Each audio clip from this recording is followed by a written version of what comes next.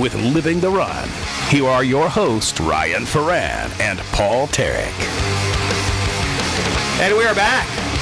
Ryan Ferran was here on time, as was Max Woodcock, our producer. Paul Tarek, barely made it. Barely win by a mile. It's still a win. Win. The guy that ran 9.68 and beat the guy that ran 9.70 isn't going, man, I barely won. He's going, yeah, I won. Jordan, don't agree with him, please. I thought it was a good entrance. Yeah. Right on time. Strong finish. That's right. That's how she goes to the races. If race time is 5 o'clock, she gets there, she warms up, they call her name, she goes onto the track at race time. She doesn't show up 4 hours early to hang out. Look, the stress is coming out in my performance today. It's because you're not a competitor. Competitors don't get stressed out. On our We just show up on time. I am not a competitor, obviously. That's right. On our Facebook page, Marty Green said, would someone please give Ryan a hug? He sounds really stressed out. That's exactly what I said when I got here. And unmanly. Marty, the unmanly part was not called for. It is totally called for with your little girly hands. No, there's nothing wrong with girly hands on girls. Excuse me? On women, girly hands are perfectly acceptable. Jordan, on behalf of Paul Tarek, I'd like to apologize for his insensitive comments. Even appreciated on women. Little girly hands on women are perfect. Thanks. Wow. Could you just show Jordan how you text Neanderthal? Well, This is radio, visual. my dad is the same, so Really? I have to agree. And your dad's a man, right? Yeah. Yep, there we go. Wow. Question of the year. And your dad is a man, right? It was a rhetorical question. Unbelievable. No. I know he is. I was just affirming that. Do you see what I put up with every week, Jordan? I mean, I do not get paid enough. Actually, I don't get paid at all. I actually pay to do this. This is what it really comes down to. By the way, your sight gag typing on the thing, hysterical, but it doesn't work on the radio. They can't see. It is hysterical on our YouTube channel, though. They got to go to it to see it. It's actually kind of funny.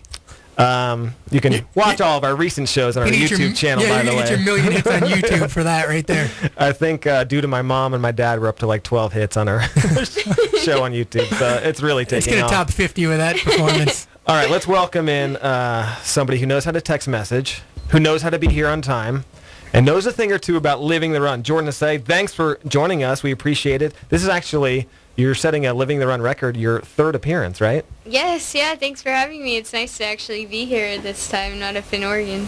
Two phone calls into the show, and this time in studio. We're thrilled to have you. You're here for summer break, enjoying the summer vacation after your sophomore year. You just got back from Hawaii. What else have you been doing this summer to get away from the track a bit?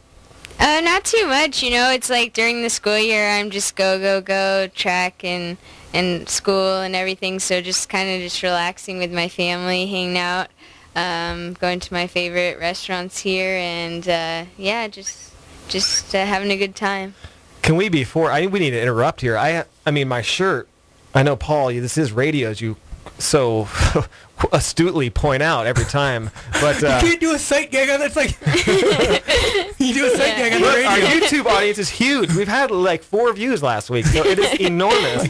But I'm wearing, Paul, can you describe the shirt that I'm wearing? It's a white Hanes crew cut top, short sleeve. It's a small, kind of baggy on Mr. Frank. Oh, what? All right. I'm sorry. It's the 2009 Jordan Hasay Mission Prep logo on the top next to the Oregon logo when you were getting ready for the state finals meet, right? Yep. And on your way to Oregon, it says Team Jordan on the sleeve. What does it say on the back? Anyone?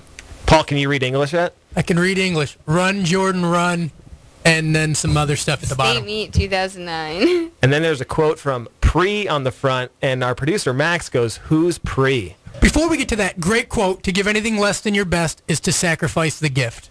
Incredible. It is a great quote, maybe a little cliched, but a good quote. And Max has the audacity, not even to like quietly in your presence, Jordan, not even like to Google it, just who's Pre? He just asks, not even asks. He says, I don't know who that is. He's not famous. It's like, how were your years in the cave, man? Huh? Look at Max. He's I don't care. I'm sick. I don't want to be here anyway. Shut up. We're sorry. For those of you out there who know who Pre is, feel free to log on to our Facebook page and tell Max exactly what you think of him for not knowing. I could be the only person outside of Oregon with both cheesy Prefontaine movies. No way. Do you own both movies? I do. I do. Yep. It was part of their welcome package at Oregon. Like, welcome to Oregon. Here's your math book and here's your movies. Go watch these.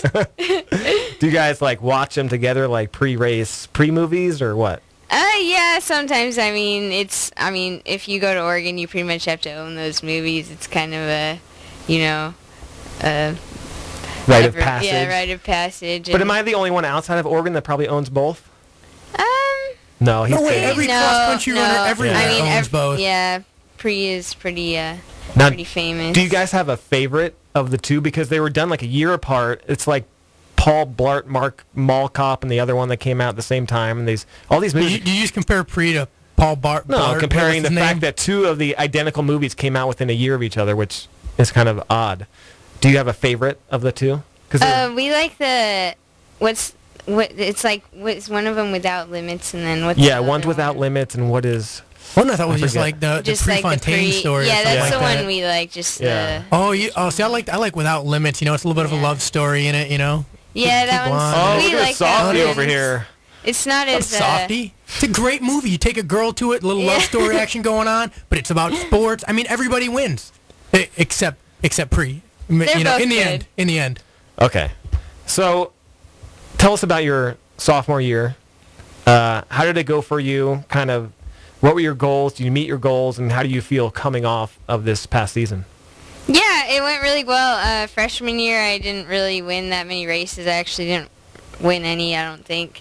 And sophomore year really stood out. Made some big jumps. Won every race in cross country except when I lost my shoe in the first one, and then I got third at NCAAs, and then indoors obviously went really well, winning the first national titles. So that was cool. Won't say what distance. Won't give away the very astute guest. The answer, and then outdoors went well. I got PRs, but just coming to the end of the season, nationals didn't go so well. Tried to do the double, help out the team. Kind of just didn't work out, so that was pretty disappointing end. But I think it all worked out for the best. I wanted to go race in Europe, but it's actually worked out better just resting up and getting some good training in to try to make the team for next year. Now going into, because everyone will concentrate on this, and being the bad person I am, I'm going to ask you about it, but you did have such a great year. You won the indoor titles, you set some course records at some meets, beginning of the year, did great in cross country, then you get to nationals, and you tried the double. What was your take on the double? I think you finished 5th in one and then 8th in the 1500. I may have that backwards. Yeah. But obviously for you, that's kind of shocking finish, even though it's at nationals. What was your kind of, with hindsight being what it is, your thought on trying the double? Would you do it again? What did you learn from it? Yeah, it was tough. I mean, it was really disappointing. It took me a long time to get over it and move on. Really bruised my confidence, and I mean, it's something that we definitely didn't want to happen. But I did the double at Pac-10s, won both at the conference meet, and then regionals, qualified for both, and then nationals just didn't have the pop in my legs that we thought I would have, and we just kind of knew it was just a long season, and we just weren't recovering from all those doubles that we did. So definitely something to think about for next year, not making the same mistakes and being. I think something that's important to point out though is, and not to say you're still young, but every time somebody goes from high school to college, when they're successful in high school, a lot of times they go right back to the bottom of the totem pole, and then they got to work their way back up. And even like some of the most talented runners that we've had in high school, one of the best ones, I guess, in high school is Alan Webb. He just kind of, you go to college and just get lost in the mix. It's still your sophomore year. That's got to keep it in perspective, though. It's like these are things that like a senior would be talking about, or a junior, like, well, I'm really looking for this. And you've already done these things now, as a sophomore. So you've got to be like a perennial favorite for the next 2 years, I guess. Yeah, thanks. It definitely does, and it's kind of like, I mean, freshman year I wouldn't have even dreamed of doubling at the national meet. I couldn't even run a 5K that fast and run a 1500 an hour later. So it was just a big step to kind of be a favorite in both of them. And once you kind of get to the top, then you're always becoming the favorite again. So it took me a while to get back to the top in college. And a while, a year. A while. So yeah, it's just about being patient though, and it's it makes me more motivated for this coming year. So how do you get over something like that? Because you're used to, like Paul said, from high school on. I mean, your freshman year in high school. What was your worst finish in a high school race? 5th maybe, or no, I got 10th at nationals. Get out of the studio. 10th?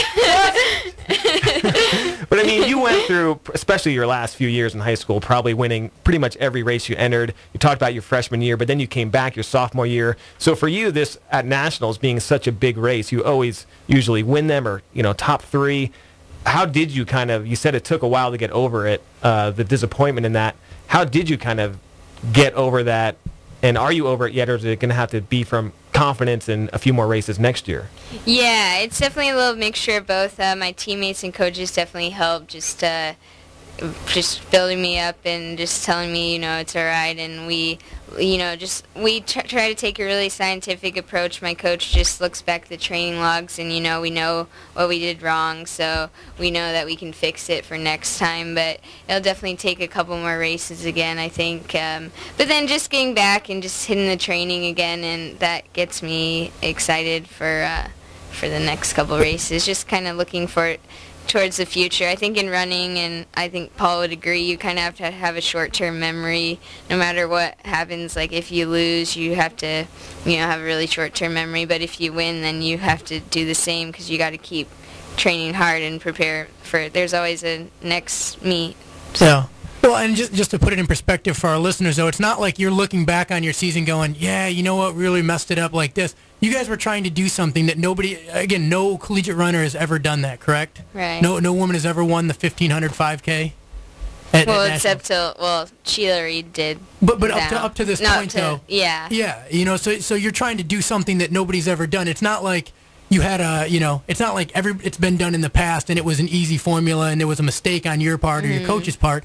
You guys are trying to do something incredible, and I think sometimes the media comes down. They don't want to come down hard, but they always ask like the obvious stupid question of like, well, how do you feel about? Well, we don't feel great about it. But, hey, you took a swing, you missed, and you're getting ready for next year. And exactly like you said, you got a short-term memory.